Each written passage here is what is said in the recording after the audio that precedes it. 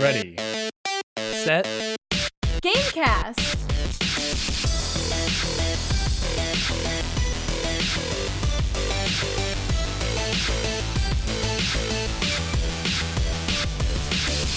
Welcome to Ready, Set, Gamecast, a bi-weekly podcast about video games and the Snowpacolypse.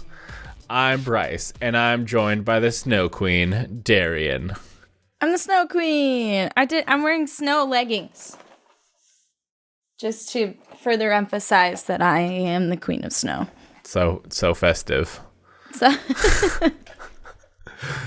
I'm like 87% sure I've used that intro before, but what are you gonna do with all this snow, Darian? do you want to build a snowman? Not really. Have you seen Frozen 2? No. My girlfriend's gone right now, and I can't watch there's 2 new episodes of Mandalorian I haven't been able to watch because we started that. I can't go to movies. Like, I'm like, everything that I did for entertainment while she is gone, I cannot do. And I'm just like, what do I do now? But it is nice because there's like shows that I've been watching since before I started dating her that I can like, oh, I can watch these now because like when she's here, she's like, I don't care about this. And I'm like, okay, but I do. And also there's a game that I would like her to like. She watches me play games a lot. She's somewhat of a gamer, but for the most part, she's a game watcher. She's the prime Twitch viewer, which I think there's something about like Twitch that I'd be curious what percentage of people who use Twitch have no intention of ever streaming, because I feel like a lot of the user base probably is trying to be a streamer themselves, and I wonder like how many of them are straight viewers and nothing else. If you were to guess a lot of them. If you were to guess how much, what's the percentage? 75. 75 are streamers or viewers? Viewers. Really? I would. Percent. Yeah. I would think it was only like 30%. Is viewers. Way. No way. People wouldn't be able to make a living if there was that much of a distinct. Obviously there's a lot of people not making a living, but like, I'm a streamer, not, a full-time streamer or anything, but I stream and I also watch people. Just because you're a streamer doesn't mean you don't watch other people. I think if you're... Yes, but even though it's like really saturated as far as like how many streamers there are, I still think there are way more viewers than streamers. Like, yeah. So many more. Because there's a lot of people who can't stream but can watch streams. I mean, there's a lot of people who shouldn't stream because they don't have the internet for it, but they still try. That's true. But, yeah, I guess everyone I know, there's a few people. Zyger, I know, just is a viewer. I don't think he's ever streamed. I don't think he's ever tried to stream. Obviously, he's got friends who do, but in general, most people I know who use Twitch have at least at some point tried to stream. Other than, Aaron and Zyger are the only straight up viewers that I know. Yeah, there's a lot of snow outside. I forgot that was where we're going with this. Yeah, so I haven't watched a lot of stuff because Aaron's out of town. And I've been playing some games that she was not interested in. But Darian, there's been a reason to stay inside and play games. So what have you been playing? Not a whole lot. 'Cause work. But I got to start Pokemon Shield because that came out actually right before I left for a weekend. And so I played it on the way to where I was traveling and then a little bit on the way back.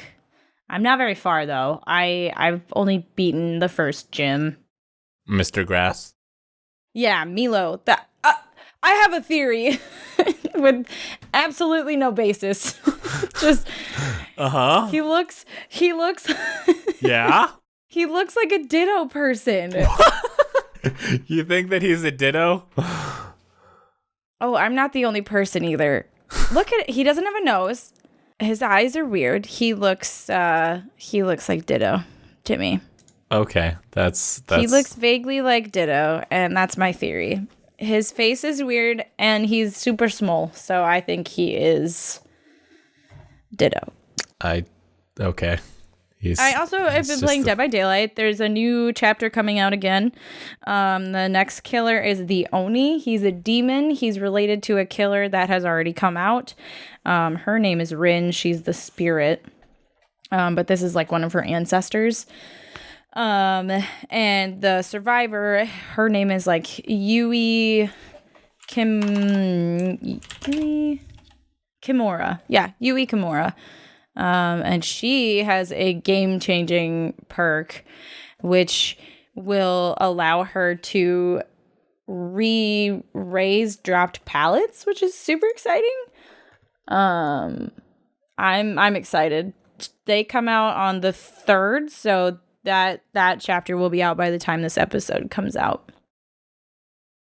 And you'll know all the secrets of the characters' family trees and favorite foods. We already know that like the Oni is an ancestor of the spirit, and that's really all there. But how far back is the ancestor? Are they the grandfather or the great godfather? Are they further than that? I think. I mean, further. If you go far enough back, aren't like pretty much everybody related? Yes, we're all related to Genghis Khan. Yep. He did it with everybody. Yep. His name is Kazan Yamaoka, which the other girl's name is Rin Yamaoka. Probably actually Yamaoka, because in Japanese they pronounce every syllable, so it's not Yamaoka, it's probably Yamaoka. Anyway, let's see. Honoring his family name was never enough for Kazan Yamaoka. No, this is a really long story. I'm going to read all of it. Anyway, do people get into the lore of Dead by Daylight, or is it? Oh yeah. No, actually, the last time I was on the show, I talked about how they had just released the archives, which is a way to get more lore in the game. At that time, you could only do the first tome to get you could complete one of the stories, but there's like 5 stories that are going in depth. One of them is about the archivist, who is the person that the archive is run by, who everybody thinks might be Vigo, but might also not be. It's kind of confusing.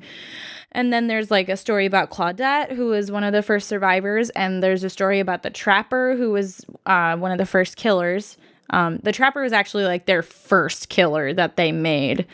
And so it's like more of a detailed story about his upbringing and why he's the way he is. And same with Claudette, like it brings a whole new light to what the characters were before they were in the game. There's not much elaborating like the game now, but there's a lot of elaborating before where we were. Is it kind of the same way Overwatch is, that like there's a lot of story outside the game, but inside the game it's just like you're just doing whatever.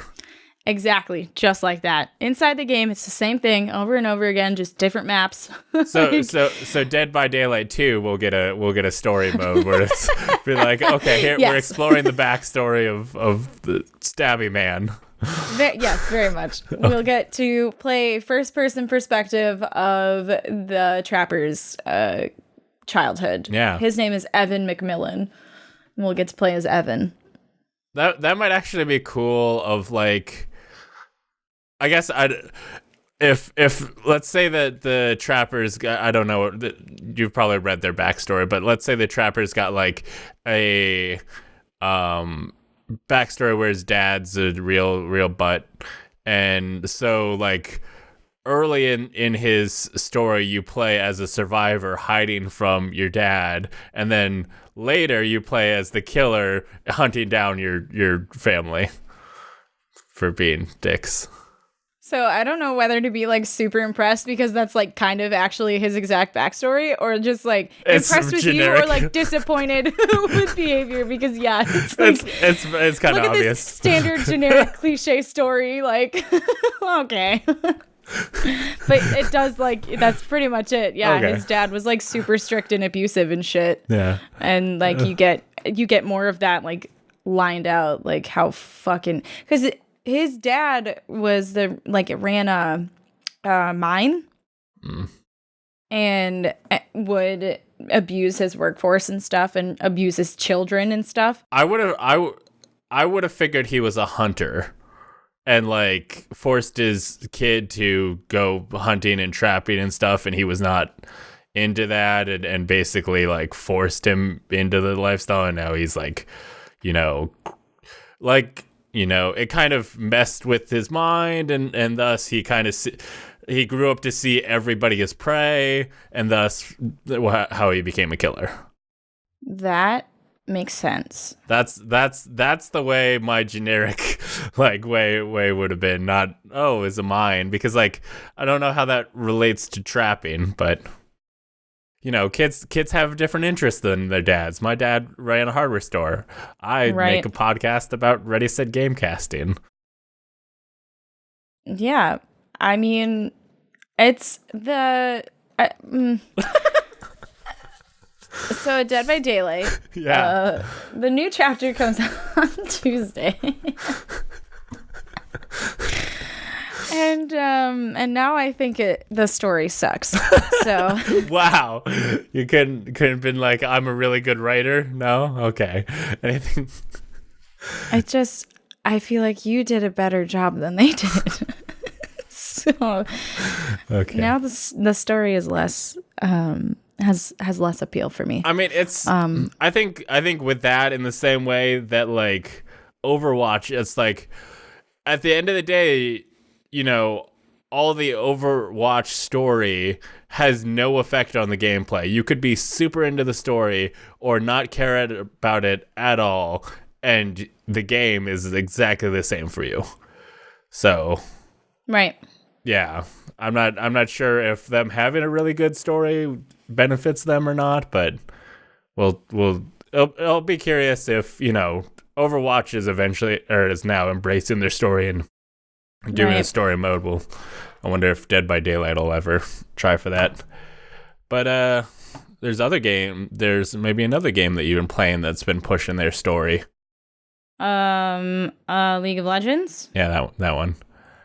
It hasn't been like outwardly pushing its story. I mean, they're making an anime. But it's a backstory.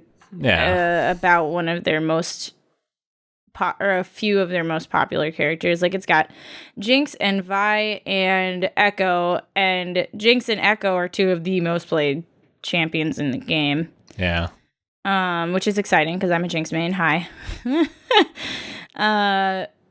But I since I was last on the podcast, I was trying to go for gold before season end, and the weirdest thing happened. I was playing up late the night before the time cutoff, and my last game started after midnight my time. So I was convinced that I didn't make it because I had to win one more game to get into gold.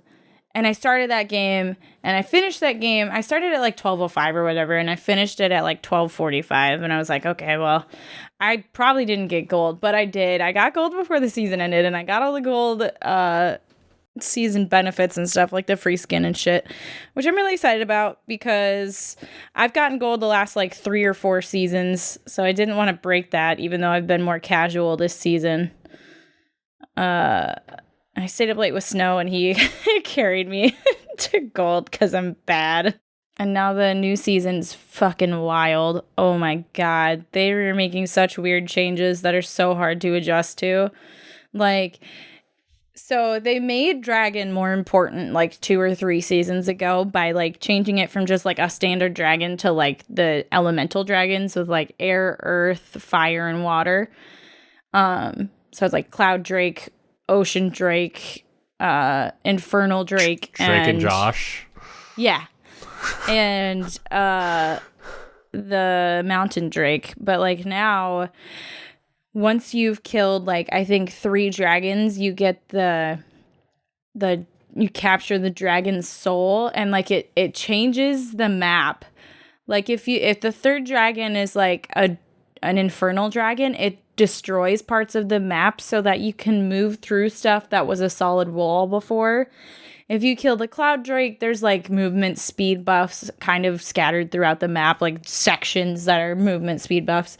And then like the Ocean Drake adds more bushes. And then I don't know what the Mountain Drake does, because that one comes up the least amount of times. But like it changes how you have to play the game. It's really weird. And they've added a portion of the map that's like there's like alcoves in the top and bottom lane that just are in the fog of war, and like you can't see what's in them unless you ward them, and they're just an extra little divot to go hide in and stuff. I don't know, it's super weird. So that's fun. You just sounds like you just want to play the same old. You don't want new exciting gameplay mechanics. It's just like a lot to take in. Oh, and it's just like I don't know, it makes it more difficult to come back, because like if someone gets 3 dragons and they capture the dragon soul, I think maybe it's 4. And then when they do that, they get like a permanent increased buff from whatever that dragon was. Maybe it's based, I don't know. I can't even keep track of it. You kill one of the dragons, that becomes a dragon soul. And then once you kill enough dragons, you get that dragon soul. And it's like a permanent buff for the whole team, which is fine, whatever. But then they also have the Elder Dragon, which previously would, if your team killed it, you all got a buff that would do true damage on top of your auto attacks and would like burn them.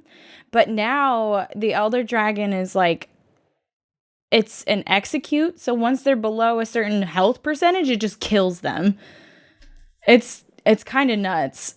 It's really frustrating. Because if the other team gets it, you're fucked. And if you get it, the other team is fucked. And there's no counterplay. Or you just haven't figured it out yet. I like when that's true. I like when new seasons start that like, you know, change up stuff drastically, new maps and new mechanics and stuff, because people can go in and everyone's trying to figure out the game again. It's right. Like when Apex started a new season with a new map that like, okay, this is my chance to get back into Apex or start Apex for the first time, because if everybody's kind of on a level playing field. Yeah, because if you're trying to jump in mid-season, or even, you know, if the game hasn't changed in a long time, everyone's gonna know, oh, here's what you do, this is the exact way to do things, so it's impossible for someone new to jump in. But right now it sounds like you, who plays League all the time, is still figuring it out. Everyone's figuring it out, and it gives someone who's not tried it before going like, hey, we're all unsure what to do, so might as well, you know, you can jump in and figure it out with us. We can all be unsure at the same time. We can all be confused. Yeah. They can't yell at me for not knowing what to do, because they don't know what to do either. A lot of people are still toxic as hell, because that's just League in a nutshell. It's so sad. Anything else that you've been playing? I started a new game that I'm now playing again, because I'm horribly addicted to it. It's called Cat Condo. It's a mobile phone game where you get little cats. Let's see. So that's my cat tree. Okay. And those little kennels spawn. Uh-huh. And you can open them and get more cats. Hello. There we go. There's a cat. There's a cat. And then you combine the cats that look the same. Oh, God. And then they become a different cat. It's just a dumb idle clicker game. That's not how cats work. It's a dumb idle clicker game, and I love it. I got it on Thanksgiving because usually my family will get drunk and play board games. But this year, everybody forgot board games. So we all just kind of got drunk. And I'm not good at conversing with them, because we don't have a lot of the same viewpoints. We argue on a lot of shit. So I got this game so that I could jump in the conversation when I want, otherwise play on my phone the whole time. Sounds cat-tastic. Yeah, it really is. Well, I have been playing Pokemon Sword because I like swords. Okay. Bryce just came out as gay. I don't think that's how that works. I also like swords. I have noticed that I've been looking at some of the exclusives, and it seems like Pokemon from Shield tend to be more like tanky, like, you know, have better defense. Beefy boys. Yeah. Like there have been people like, oh, this Pokemon, he can just sit there and take hits all day and just be fine. And I'm like, oh, cool, I'll get him. And they're like, Shield exclusive. I'm like, damn. Oh. Like who? It's an ice guy. I can't remember. Cursula, I believe is the name. Corsola? Yeah, they have an evolution. The guy's like, don't evolve it. Give it an Evolite, because an Evolite is a stone that if the Pokemon is capable of evolving but hasn't evolved, it'll boost their defense and special defense. So that'll make them even tankier. And the dude was like, yeah, this with a Evolite, he can just take hits all day. Corsola, the ghost Pokemon? Yeah, Ghost Ice, I think. Not the evolved one. I didn't even know it evolved. Yeah, it evolved into like, oh, Cursula. Yeah. Oh, gross. It's like a tree. It's like a ghost tree. I think this one's just ghost. Is it? But weird. There are Pokemon that looking at it, I am like, well, that is clearly that, and it's like, no, this is a fire, and I'm like, really? Yeah, well, because the standard Corsola was water, but this one's ghost because it's actually like, it's like a response to global warming and climate change. Like, it says in Shield, sudden climate change wiped out this ancient kind of Corsola. This Pokemon absorbs others' life force through its branches. It's so fucking creepy. The typing of Pokemon is so weird. Like, Galar region Ponyta, you're like, that is for sure a fairy type, right? And it's like, no, it's psychic. And I'm like, why? Oh, it's psychic? It's psychic, yeah. Yeah, typing is weird. Yeah, that, like, which sucks when you're like first encountering a Pokemon for the first time. You're like, that is clearly, like, if I saw that, I'd be like, that is clearly ice. And they're like, nope, straight ghost. And I'll be like, wait, does Pokemon Sword and Shield, or does Ponyta? No, Ponyta's in Shield, not in Sword. Yeah. And Sword, you have the Surfetched. Yeah, we've got normal fetched, and then you can evolve them to Surfetched.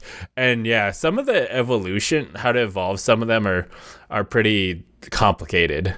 Like, to evolve Farfetch'd to Surfetch'd, you have to get 3 critical hits in the same battle to get them to evolve. And honestly, that's one of the simpler evolutions. There's one that you have to get the Pokemon to, like, take a lot of damage, but still be alive.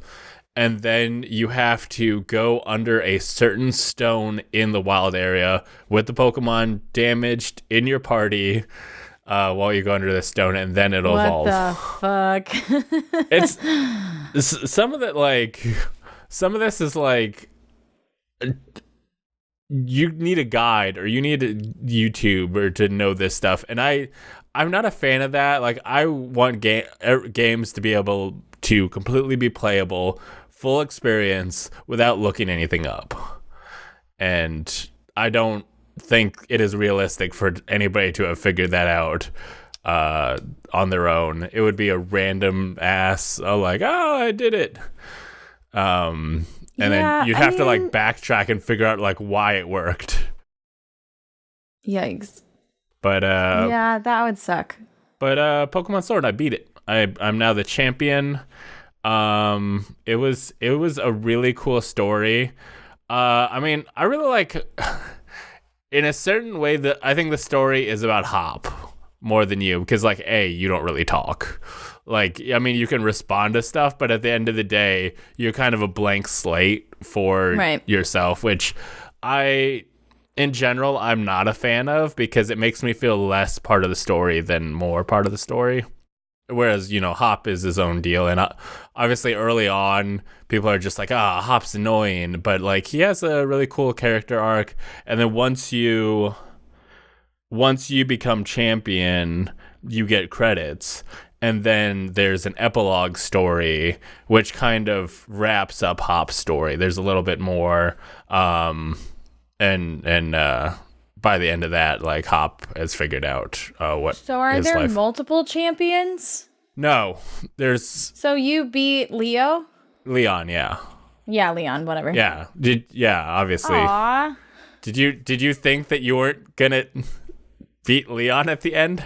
Well, I don't know. I was really confused about how it worked, because I thought, I don't know what I thought. I thought there was multiple champions or something. No, I mean, like, he's the former champion, but it's like there's one at a time. It's kind of like a sports tournament type thing that. It's kind of like wrestling, where they used to have the belt, but now you have the belt. Yeah, and then like someone would come challenge you for the belt, but it seems like. In like Kanto, like the first games, it kind of seemed like the Pokemon gyms and all that stuff happened all the time. Like a kid, you had to just be at your gym, and a kid would roll up and be like, "Hey, I'm trying to get my badge," and you could do that all the time. But it seems like in Galar, like there are seasons to it. Like it seems like everybody's doing their gym challenge at the same time, and it's a big event, and everybody's watching, and it's like this. It's kind of like the football season. Like everybody's like, "This is the time. This is when this stuff is gonna happen," and I mean at the same time, like it seems like everybody else is operating on this schedule of like, this is a big thing that we've all been hanging out in the stadium waiting for, but you kind of are like, I'm gonna go chill in the wild area for a while. I'll see you guys, a couple months from now maybe. But overall, I really like the story. I like the quality of life changes of like being able to see Pokemon. And at one point I was like, well, that kind of makes it easier, but Pokemon will chase you down. Yeah.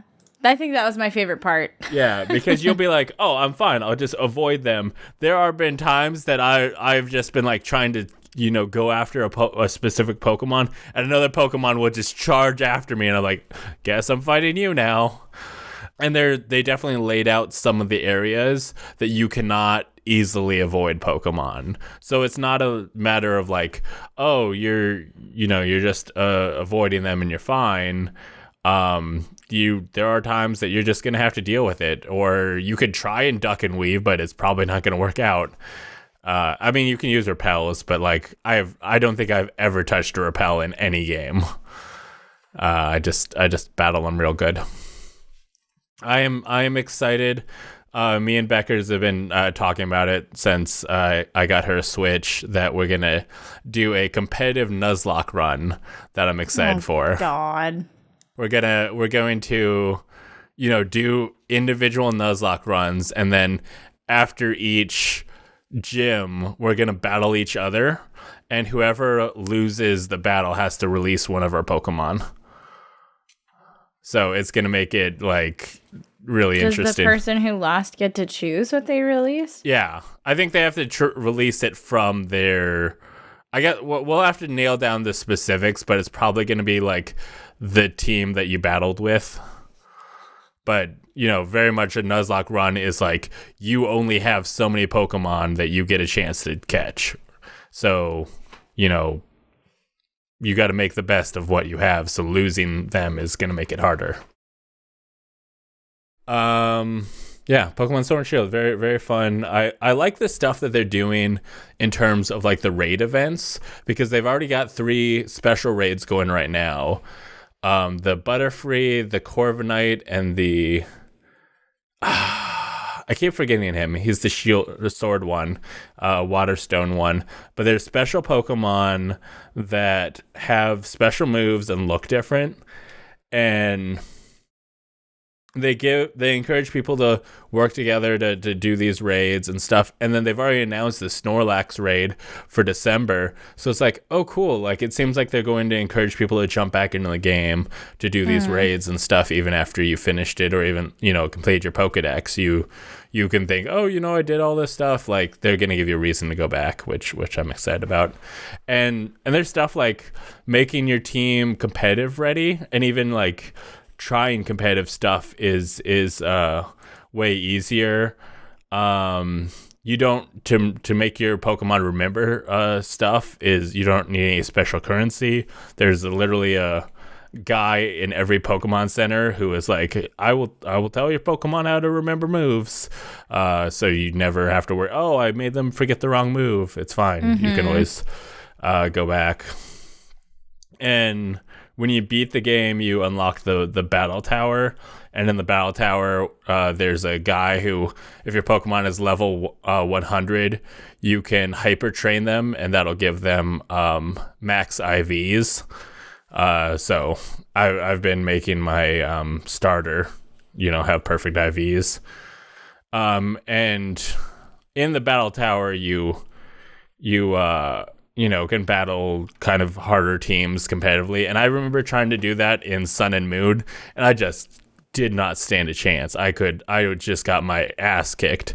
But in the battle tower, there is a guy who will rent you out competitive level teams. What the fuck? Who are like, here are Pokemon that you can use to like try out. And there's like 6 teams. There's like a basic team, which are like, here's just some like, it's each of the main starters' final evolutions, and some kind of like, hey, these guys will do some basic moves and kind of get you started.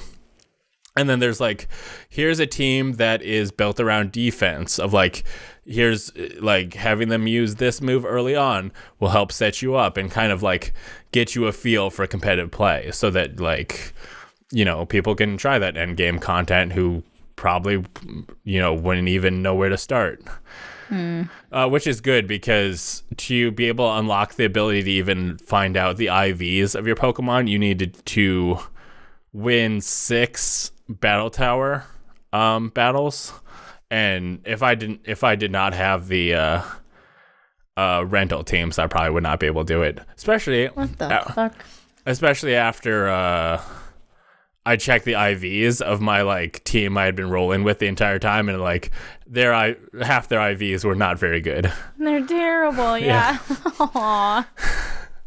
Apparently, if you do like raids that have 4 stars or above, at least 4 of their IVs will be perfect. So if you're looking for high IV Pokemon, the raids are the way to go. Yeah, but aren't they harder to catch? I mean, a little bit. I think I've only failed to catch like 1 raid Pokemon. Oh, okay. That's not bad. Yeah.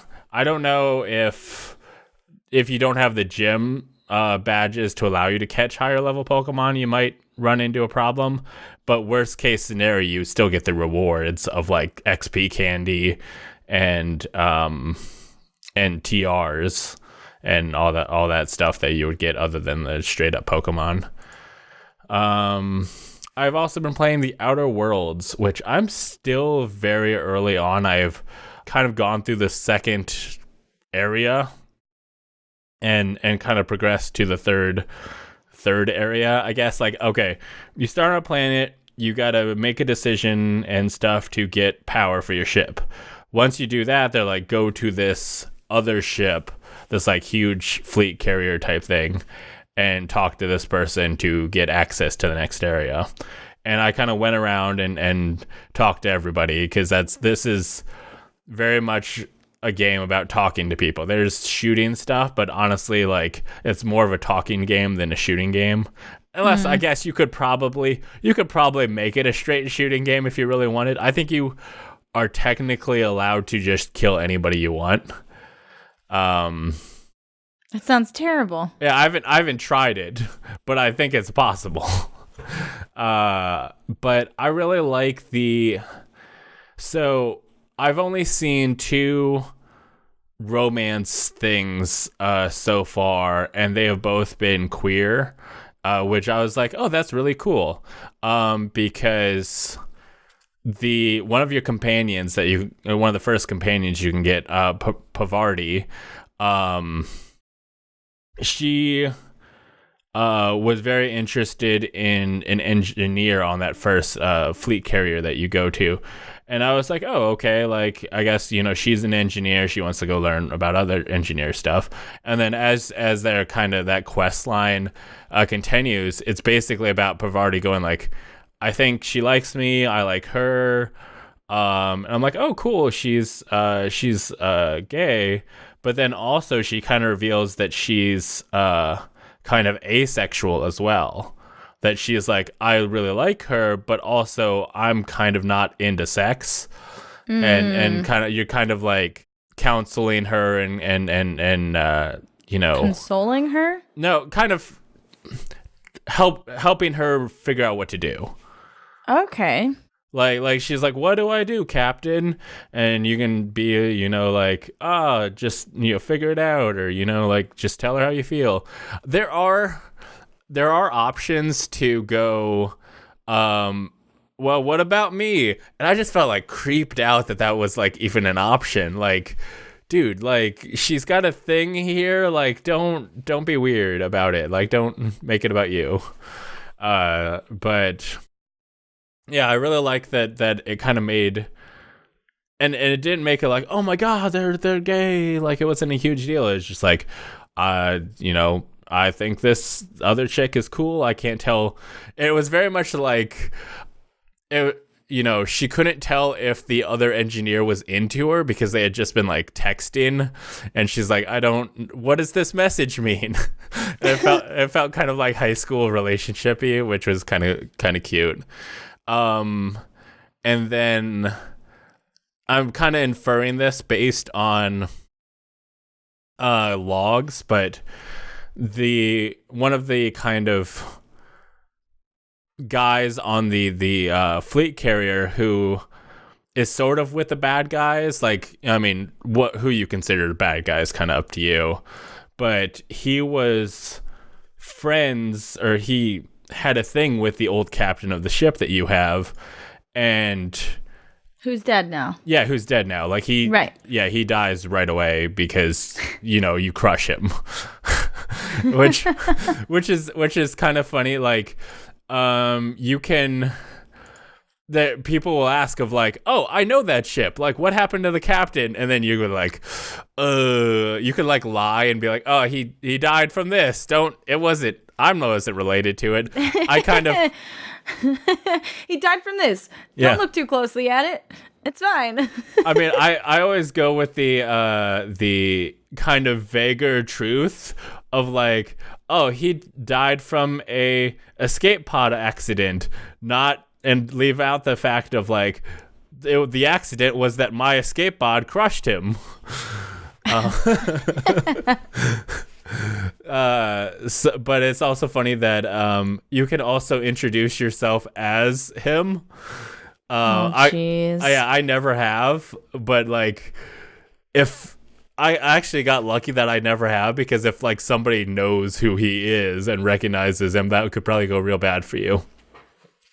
But I was looking into the logs of the ship, of like the old captain's logs, and he was talking about the guy who you met and was kind of like, oh, I miss him so much. I was like, this guy seems kind of weird. But reading the logs, it was like, oh, it seems like they had drinks together and maybe had kind of a casual thing going on. I was like, oh, it like, I appreciate that the characters are queer, but they don't make a huge, people don't come out of the closet. It's just, they like who they like, and I really respect that. I'm having a lot of fun with the game. Like, the people have complained about the combat, but it feels pretty good to me. and I really like all the characters' stories and the way they feel like a little family.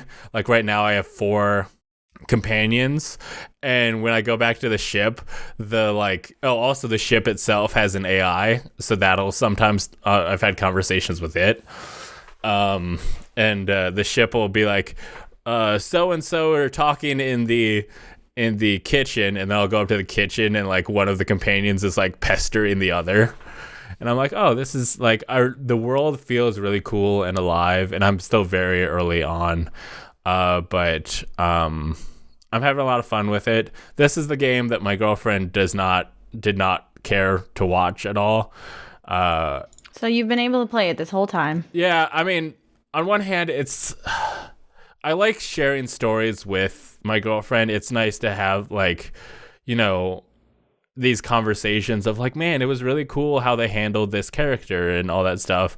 And it kind of sucks to not have anybody to share the conversations with. So then, sad. Yeah, it makes me like, you're like, are you sure you're not? Yeah. Yeah. I mean, I think a little bit of it was on her because like while I was playing, she was staring at her phone. So I was like, well, of course you're not into the story. You weren't watching the story. Right. Aww.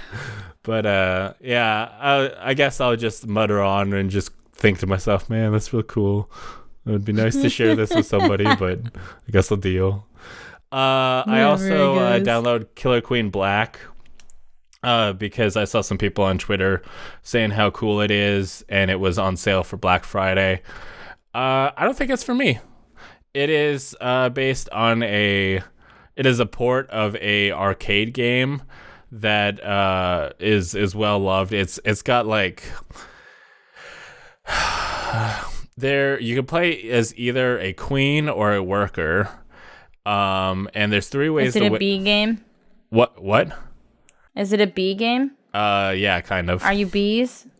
Yes. You're either a queen or a worker. That's bees. The worker looks like a bear. Then the queen looks like it's in like full armor, so it could be, yeah, it's got like wasp look to it. But sure. It's like a honey bear. Yeah. So there's 3 ways to win. You can either win, but the queen only has 3 lives. So if you kill the queen 3 times, then you win. There's some berries scattered throughout the level, and there's like at your home base, there's a bunch of holes, and if you fill each hole with berries, you win from an economic victory. And there is a snail. You can play as 3. What do you mean? There's worker, soldier, and queen. Okay, so a worker can transform into a soldier. Oh, okay. So when you start the game, when you go to find a match, you can go, I would like to either play as a queen or a worker. And then a worker could either a queen, basically the only thing they can do is fight. They don't have other options, whereas a worker can try and grab berries for an economic victory. They can try and transform into a soldier to go for the fighting military victory, or act as defense to help with the other victories. Also, there's a snail usually in the middle of the map that is real slow, but if you can ride that snail to the like goalposts on your side, you can win via snail victory. And like that's kind of cool and cute. I'm just not having fun with it. I think it would work better in an arcade setting with friends. I think just playing alone online without voice chat or anything just isn't doing it for me. Sure. But if that sounds like a cool experience, go check that out. But this brings us to the news. So Google's Stadia came out, and it didn't go well. Surprise! Oh, wait, no. So basically, the people who had it tried out the games on there like Destiny, and they looked real bad. And this entire time they had been saying like, you will get 4K resolution, 60 frames per second, and everybody's like, okay, this is going to be really good looking. It is going to work on, it's going to be like if I'm playing this on a super machine, because that's, basically what Stadia has been like. We will have the computer and we will pipe it to you, so you're going to get the best possible thing. And I'm constantly seeing commercials, 4K 60 frame, blah blah blah. It looked real bad. It kind of sounds like they put the games to like the lowest setting graphically, and if you try and go into graphics options, there are none. They basically hard locked you into that setting. They're like, this is what we have to make the game look like to make it run on Google Stadia. And so Google Stadia came out, and they're like, okay, technically it is still running at 4K 60 frames per second, which it's like, okay, it's 4K of poop. It doesn't look good. Like it's a lot of pixels that don't look good, but yeah, sure, they're being technical. Okay, so I guess I'll read their statement. They said Stadia streams at 4K 60 frames per second, and that includes all aspects of our graphic pipeline, from game to screen, GPU, encoder, and Chromecast Ultra all outputting at 4K to 4K TVs with the appropriate internet connection, which I guess I don't know what that means. Developers making Stadia games work hard to deliver the best streaming experience for every game. Like you see on all platforms, this includes a variety of techniques to achieve the best overall quality. We've given developers the freedom of how to achieve the best image quality and frame rate on Stadia, and we are impressed with what they are able to achieve from day one. We expect that many developers can, and in most cases will, continue to improve their games on Stadia. And because Stadia lives in our data centers, developers are able to innovate quickly while delivering even better experiences directly to you without the need for game patches or downloads. So they're basically saying this is the developer's fault. This isn't on us. It's Bungie's fault that Destiny looks that way. And honestly, that's not a good look for Google Stadia.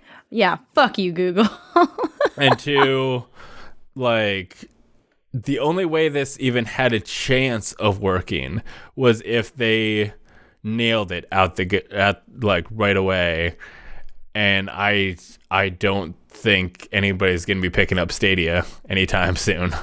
Nope. And that if people aren't buying it, it's pretty much dead on arrival, I think. And you guys talked about this in the last show, but it's like a subscription based thing, right? Okay, so you can get Stadia Pro, which will get you, I think, 4K 60 frame. If you are using the basic plan, I think you only get 1080p. What? But with the subscription plan, you do get some free games packed in sort of a Game Pass type scenario, but it's only like 2 games. Everything else you have to pay full retail price for. It's a big detractor. Yeah, if this was a Game Pass scenario of like all these games on Stadia you can just play if you give us $20 a month, you can stream all these games. No, you have to pay for the 4K 60 frame and then pay for the games. And you have to have a Chromecast Ultra to make it work. And there's a lot like it's they did it bad. Yeah, they did it bad, and I don't see this working out for them. They would have to guy. Yeah, they would have to make a lot of changes, and there's like Xbox is already well on their heels with a smarter, better streaming platform. So I don't think Google's gonna come back from this. Good luck. But speaking of other games, like we do on this podcast,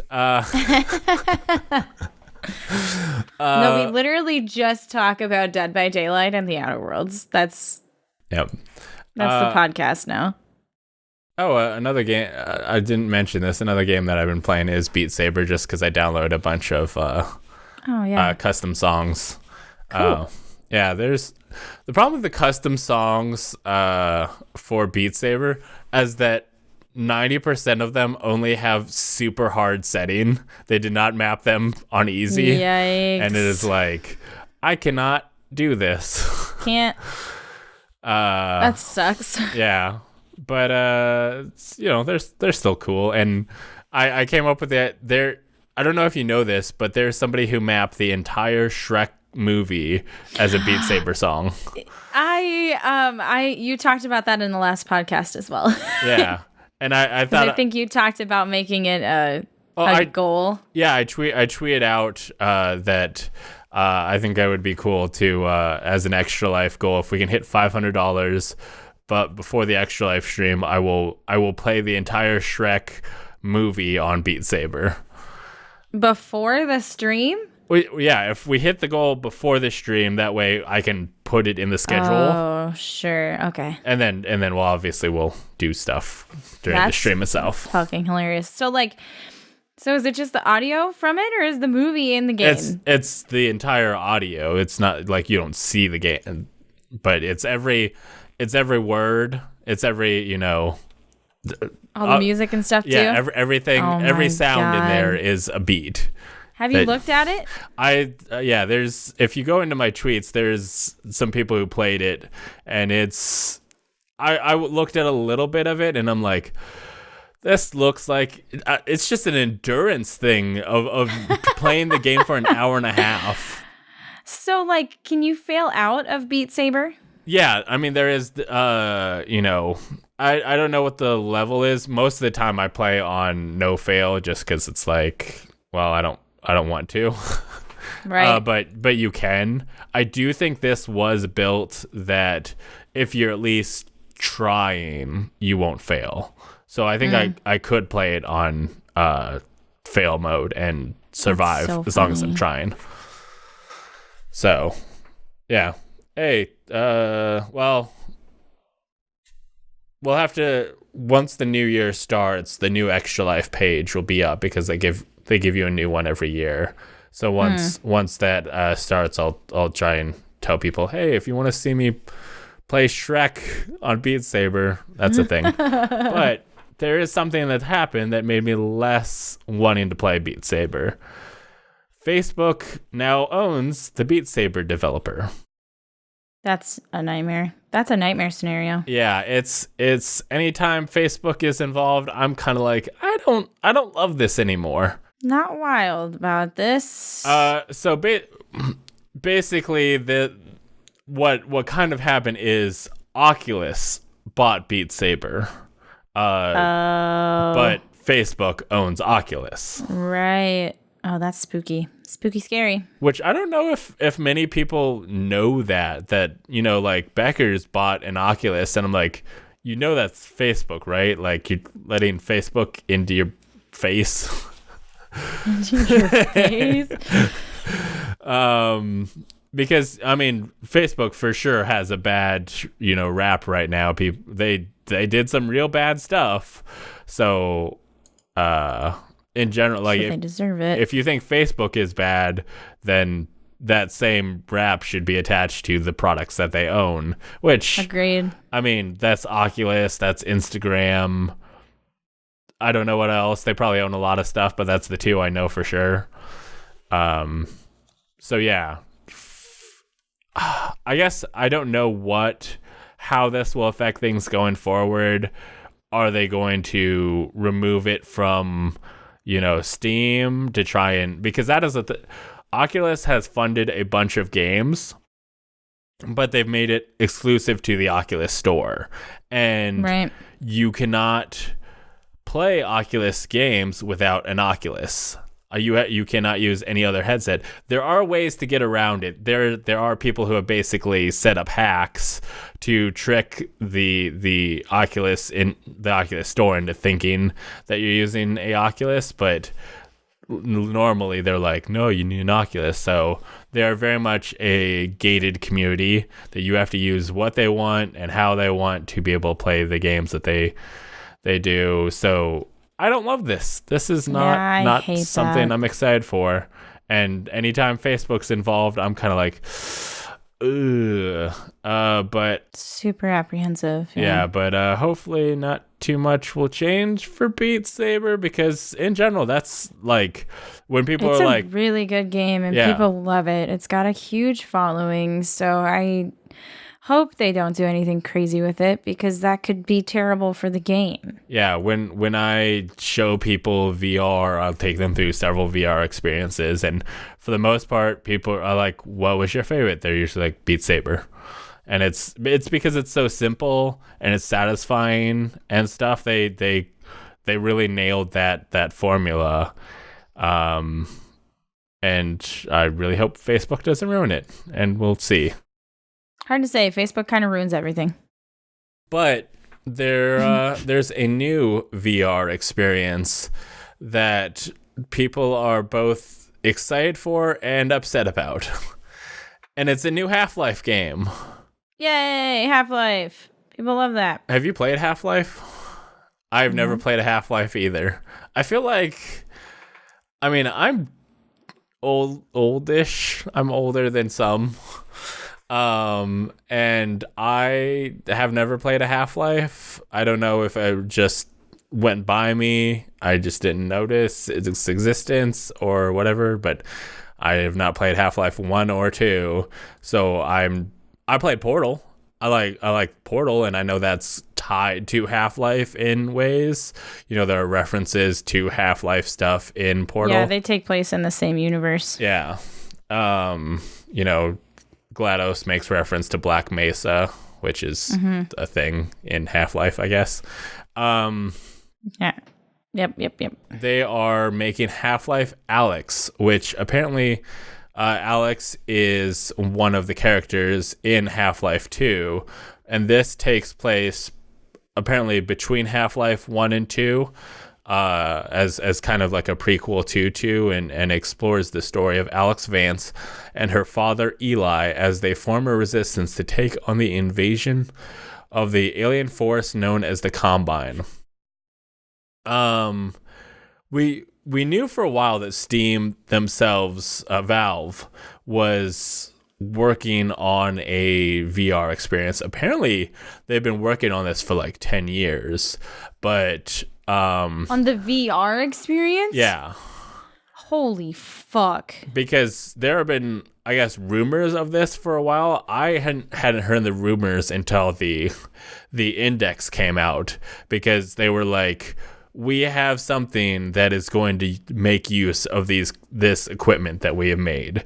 I wonder if they kind of were like working on Half-Life Alyx, and they were like, well, it would be cool if we could track hands. Like if there was something where that we could like satisfyingly have people push stuff out of the way or load a gun and all that. But with the Vive wands, it just doesn't feel right. So then they were like, let's build our own VR headset. Let's build our own controllers. And then they're like, okay, now we can make the game we want, because I mean, yeah, I could see that being a thing. The Valve Index controllers track your hands. You can literally like grab stuff with your hands, and that will be tracked. So we see cool. We see a lot of those experiences in the game where she's pushing stuff out of the way with her hands, and she's loading a gun. And I feel like you can play Half-Life Alyx on any headset and any PC headset, not the PlayStation one, because that doesn't hook into a PC, but you can play it with any headset and with any controllers. So you could play it with the Vive wands, but I feel like they were like, we built this for the Valve Index. Right. So this will be most satisfying for the Valve Index players. I've seen a lot of people who have been waiting for Half-Life the next Half-Life game, there's people who are pissed that it's not Half-Life 3. Most of the people seem upset that it's VR. That they are like, I mean, they're like, I don't have VR, so I can't play it. So they're upset about that. They should still be excited about it. But it's progress. Yeah, it looks They're like definitely making Half-Life 3 now. For sure. I think depending on how far they're able to push this, whenever Valve makes a game now, like Valve does not make many games anymore, and when they do, they make sure it pushes the envelope. They do something big, and this is, I think, supposed to be that. This is like the first huge VR experience that is built around these new controllers, that is trying to give you a true VR experience. It's supposed to be a full-length game. It's going to come at full price. But if you did buy something for the Valve Index, if you bought the headset or if you just bought the controllers or whatever, you do get Half-Life Alyx for free. Cool. Yeah, so that's a cool thing. The trailer looks real cool. I'm gonna have to upgrade my PC if I'm gonna play this. This looks real graphic intensive, and with VR, you're basically having to render this game twice because you have you have to render it once for each eye, so that it gives you the VR effect. So yeah, I've been meaning to build a new PC, and if I'm gonna play this, it's gonna have to happen. Yeah, so that's the news we have for you. Time to take a moment for our Patreon producers. Hello, Patreon producers. If you're not, this moment's just for you. Yeah, if you're not a Patreon producer, just close your ears. Stop listening. Just blank out for a few seconds. Hey, Aaron C., Andrew Feisner, and Dragons Lucas, thank you for helping support Ready Set Gamecast on Patreon. It helps us make this show. It helps us make great content. It helps us play Beat Saber so that we can tell you what it's like and other things. Especially the other things. Yeah, all the other things. So we appreciate you helping support the show. And here is your shout out. Aaron C., you're really cool. Andrew Feisner, you're really cooler. Like colder. Yeah. Like, holy shit, I can't believe you just did that. Yeah, that was cold. Because you live in a snow town. Don't tell people where our producers live.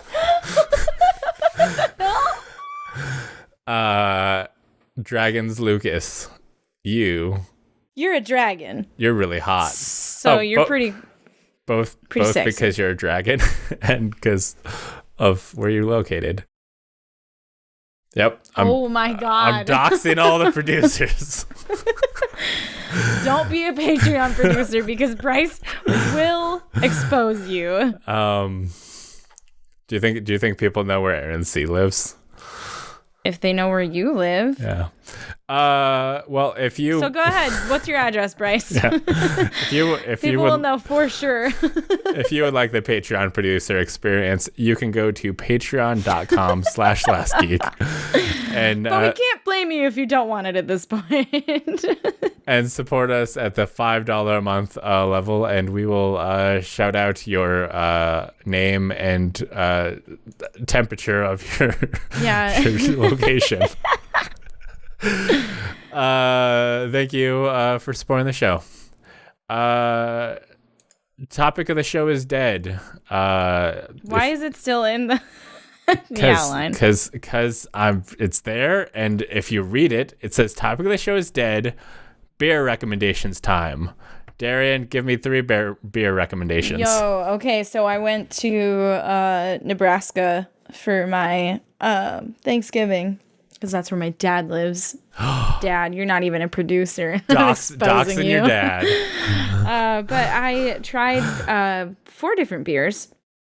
3 of them were Made in Nebraska, I'm pretty sure. Let me just pull open my Untapped. Untapped is an app that you can use to keep track of beers that you have tried. Oh no, one was made at No Coast. So one of them was called Take a Chill Pilsner. It's from No Coast Beer Company, which is in Iowa. They're in Oskaloosa, Iowa. That's pretty cool. It was a Pilsner. It's really good. I would highly suggest you try it. The next beer I had was called it's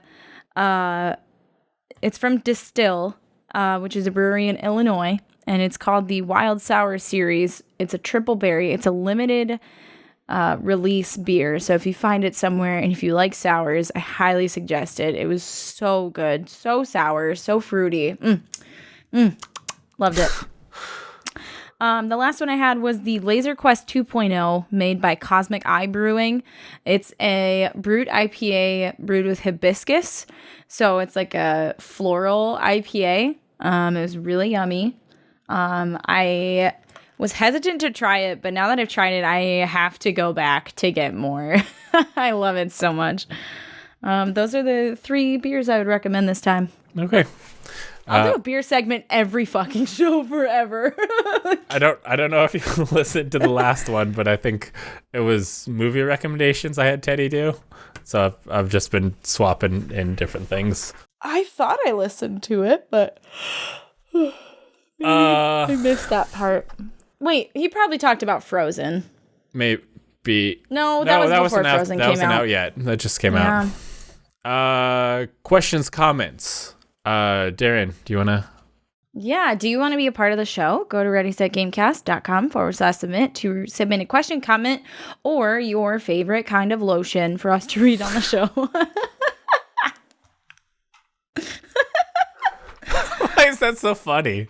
Tell me your favorite lotion and what you do with it. Wow. The question we have is from Noivern, who I think is actually my friend Snow.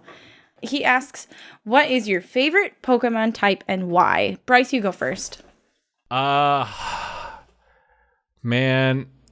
I'll go first. Yeah, you go first. Okay. My favorite is Ice.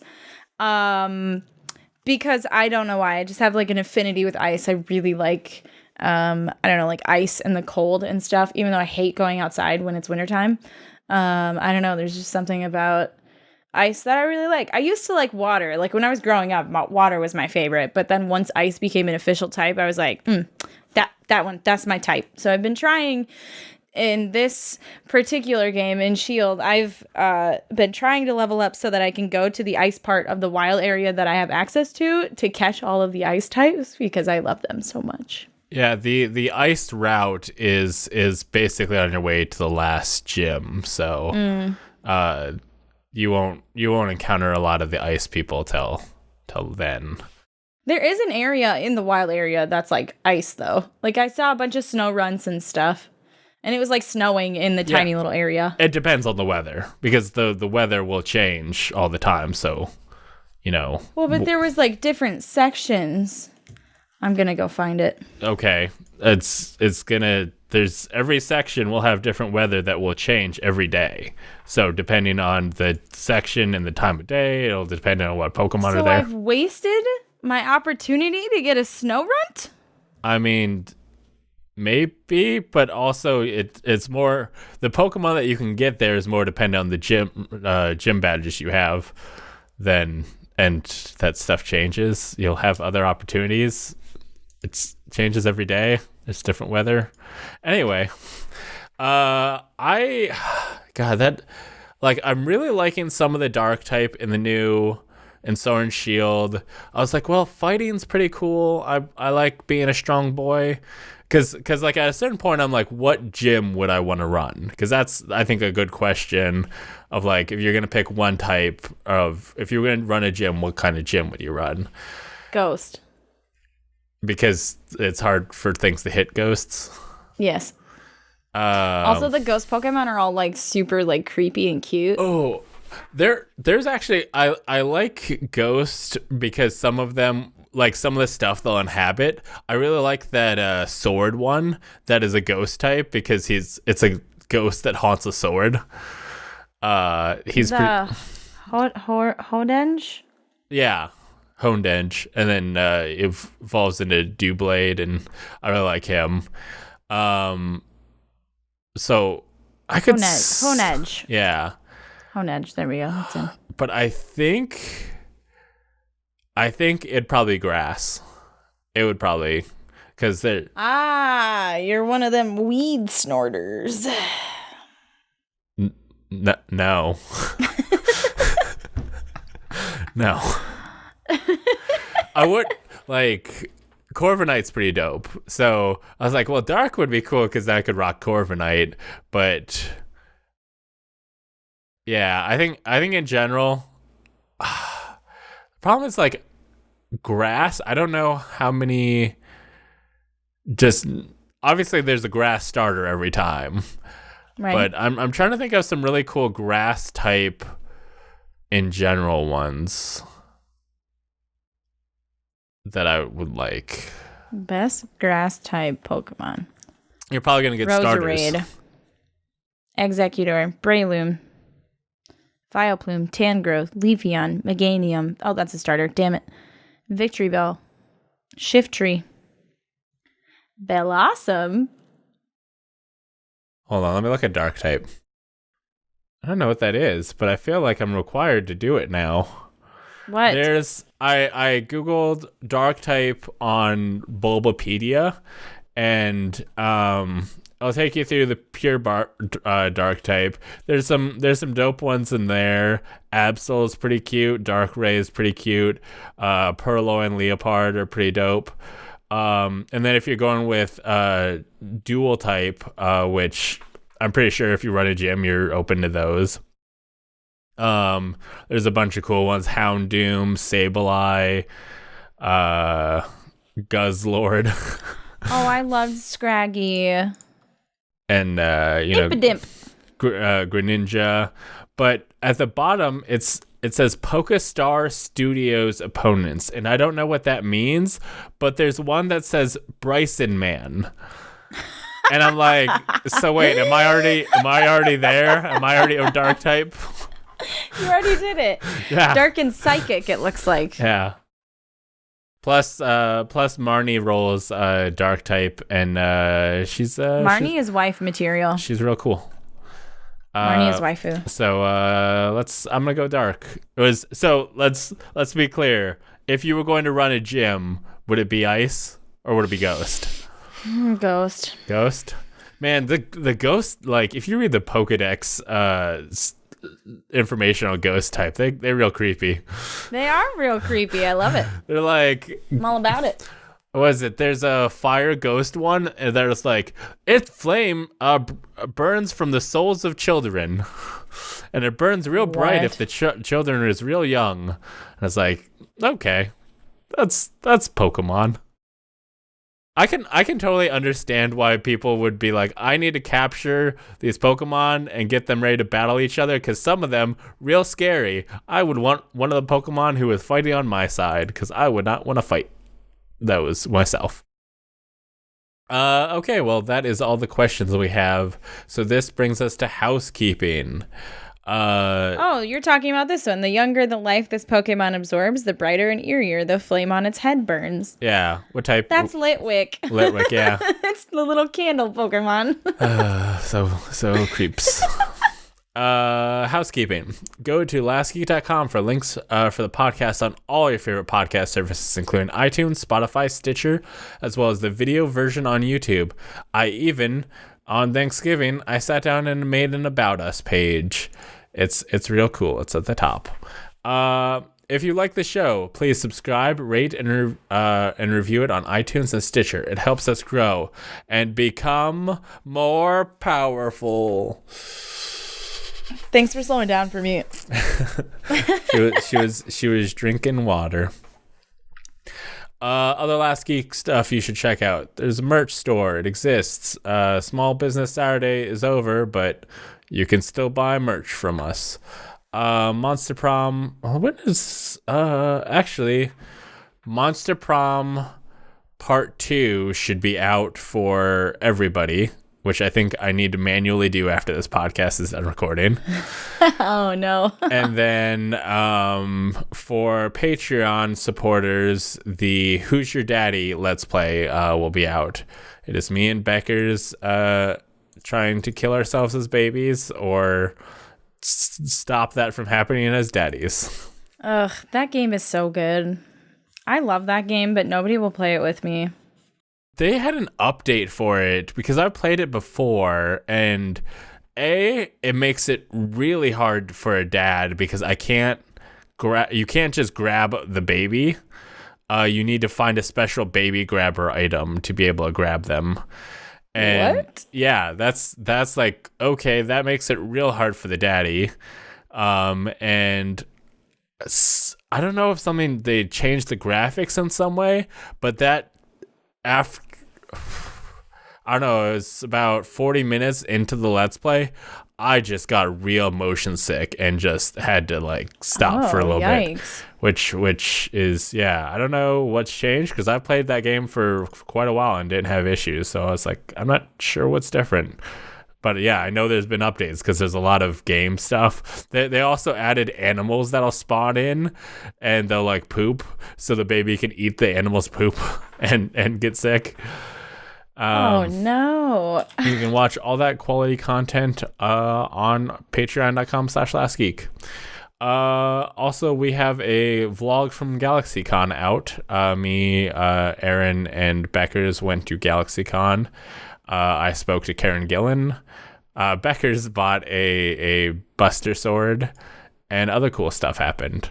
You can watch that at youtube.com/lastgeek. That's all the Last Geek stuff I can think of.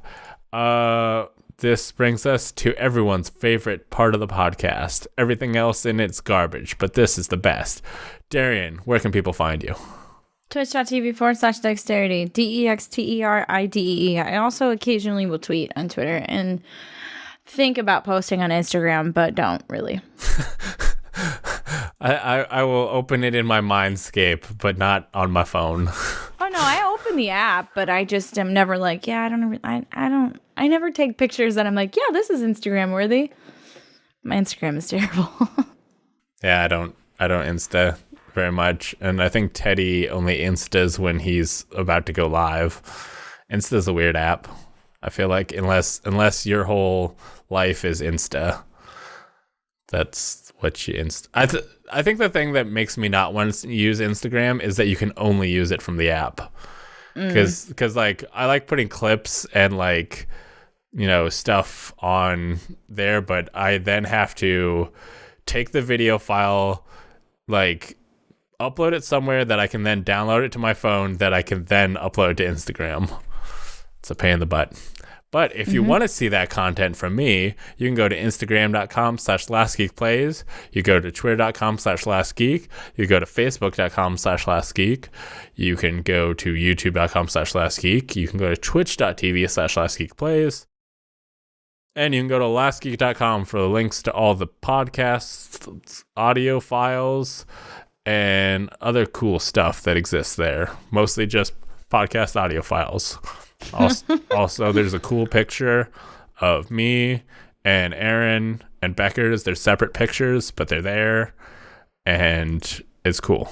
Thank you for listening to Ready Set Gamecast, and we'll see you again in 2 weeks. Goodbye. Bye.